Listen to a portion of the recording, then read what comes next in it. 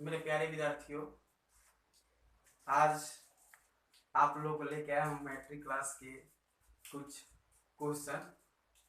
इसमें सबसे पहले आपको बताऊंगा कि मैथमेटिक्स में मैट्रिक क्लास में कुछ चैप्टर हैं जो बहुत इजी हैं और इस लॉकडाउन में आप आसानी से उसको पढ़ सकते हैं। इसके बदौलत लेके आया हूँ। इसमें पहला चैप्टर है एपी। कौन चैप्टर? एपी। आप लोग पढ़े होंगे, अर्थमेटिक प्रोग्रेशन। इसका हिंदी नामकरण होता है समांतर श्रेणी। तो समांतर श्रेणी एक आसान चैप्टर है। इसमें क्या होता है कि कोई भी चैप्टर में कुछ बेसिक होता है, उसी तरह ये भी चैप्टर है समांतर श्रेणी। तो समांतर श्रेणी में क्या होता है कि हम लोग जो भी क्वेश्चन पढ़ेंगे उसमें क्रम से पढ़ेंगे। जैसे दो और दो के बाद अगर आता है तीन, तो तीन के बाद क्या आएगा? चार, चार के बाद क्या आएगा? पांच, पांच के बाद क्या आएगा? छह। या अगर हम क्रम चेंज कर, जैसे दो, दो के बाद चार आए, चार के बाद छह आए, छह के बाद क्या आएगा? आठ आएगा, आठ के बाद क्या आएगा? 10 आएगा। इस तरह आपको क्लियर हो जा रहा है क्या कि अगर तीन के बाद छह लेते हैं तो छह के बाद क्या आएगा? आप रुपये अब जानते हैं क्या होगा? 9। 9 के बाद क्या होगा? 12, क्योंकि तीन तीन का क्रम है।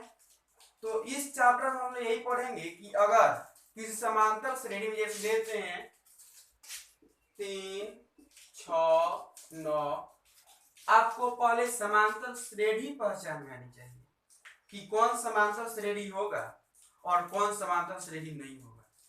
जैसे यहाँ पर हम एक लिखते हैं 3, 6, 9, डॉट देते हैं और एक देते हैं 2, 4, 5, 7, 9, ठीक है, उसका डॉट देते हैं। इसमें पहले आपको ये डिसाइड करना है कि इसमें कौन एपी में है और कौन एपी में नहीं है। तो यहाँ देखिए आप लोग, ये जो है ये वाला एपी में है। क्यों? क्योंकि इसका जो क्रम है तीन के बाद कितना है? 6। तो तीन का बढ़ोतरी हुई है और 6 के बाद तीन ही की बढ़ोतरी हुई, तो क्या हो जाएगा? 9। 9 के बाद जाहिर सी बात है कि 9 के बाद क्या आएगा? 12 आएगा, आएगा ना। तो यह एपी में है, लेकिन यह एपी में नहीं है। क्यों नहीं है? क्योंकि देखो, 2 है, 2 के बाद क्या है? 4, 4 के बाद क्या आना चाहिए? 6, लेकिन आया क्या? 5। ये जो पॉइंट है गलत होने के कारण ये एपी में नहीं है, परंतु ऊपर वाला एपी में है। अब देखिए समांतर श्रेणी में क्या होता है कि दो तरह का होता है। जैसे अब आपको पहचान में आना चाहिए कि जैसे 3, 6, 9, 12, 15, तो अगला पद अगर आपसे पूछ दिया जाए कि अगला पद क्या होगा, तो बता सकते हैं ना अगला पद? 3 के बाद 6 है, 6 के बाद 9 है, 9 के बाद 12, 12 के बाद 15, तो 15 के बाद क्या आएगा? 18। और बात करते हैं कि अगर 4 है, 4 के बाद 8 है, 8 के बाद 12, तो 12 के बाद क्या आएगा? बता सकते हैं दो पद, अगला दो पद बता सकते हैं आप लोग? क्या बता सकते हैं? 4, 4 के बाद 8 है, 8 के बाद 12 है, तो 12 के बाद जाहिर सी बात है कि क्या आएगा? 16, और 16 के बाद क्या आएगा? 20 आएगा ना।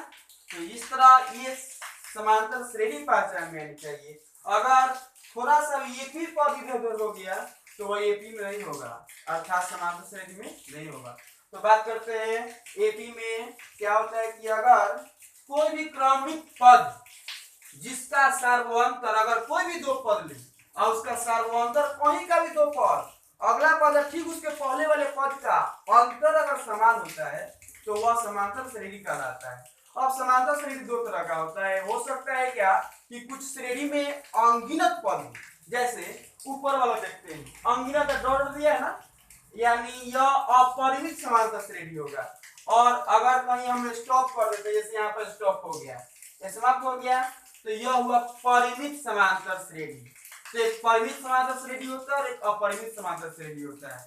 परिमित समांतर श्रेणी में अवयव की संख्या परिमित यानी निश्चित होता है और अपरिमित समांतर श्रेणी में अवयव की संख्या अपरिमित होता है यानी अनिश्चित होता है।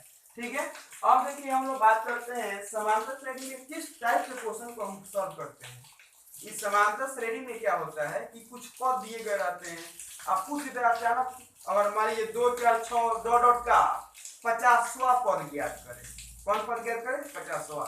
या पूछ सकते हैं क्या 3, 6, 9 का कौन सा पद 201 होगा, यानी कौन सा पद कितना नंबर पद होगा, या 2 4 6 8 का 20वां पद ज्ञात करें, या 2 4 6 8 10 का 50 पदों का योगफल ज्ञात करें। इस तरह का क्वेश्चन इसमें आता है। तो हम बात करेंगे कि आखिर वो कौन सा फॉर्मूला है जिसके माध्यम से हम कोई भी क्वेश्चन को बहुत आसान तरीका से निकाल सकते हैं। तो आइए आप लोग को लेके चलते हैं एपी में आपको मालूम हो गया कि एपी में क्या क्या होता है। तो बेसिक कंसेप्ट कुछ है, जैसे देख लीजिए आप लोग,